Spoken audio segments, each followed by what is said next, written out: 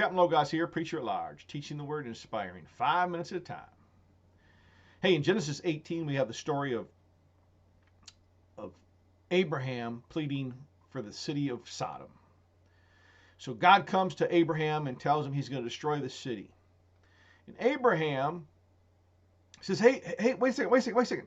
What if there's 50 righteous? Well, okay, we won't destroy the city for 50 righteous. And then Abraham, hold on, wait a second. What if there's 5 less than 50? The angel said, well, okay, we won't destroy the city for 45. And Abraham continues to plead and beg for the city of Sodom all the way down to 10, if there's 10. Now remember, right before the chapter before this, God just told Abraham that him and Sarah are going to have a child in a year and that he's going to be a great nation. And so he knew that he'd found favor, and he's using this favor that he has found with God to question God about, hey, what about? All the way down to 10. But the reality is that the whole time Abraham is pleading, God's saying, okay, I won't do it. Okay, I won't do it. Okay, I won't do it. But God knows there's not even 10. So Abraham's wasting his breath.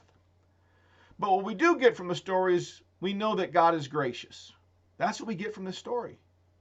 Some might see this as all this destruction, but what really is there is grace.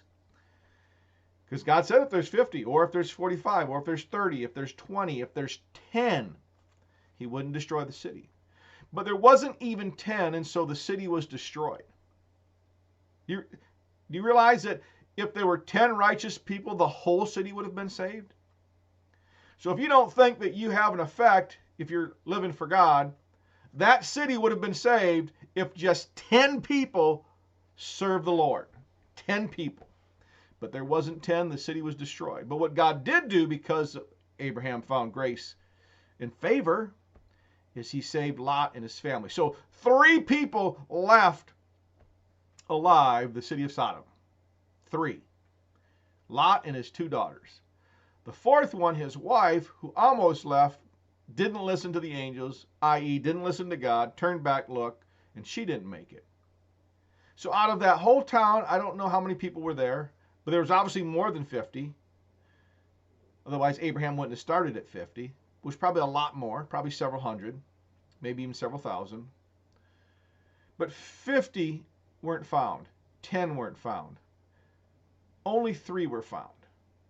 But the thing here is, God's gracious, God is long-suffering, and for the few, God will save the whole. So just understand that you living for God, your life is a life preserver in this world right now.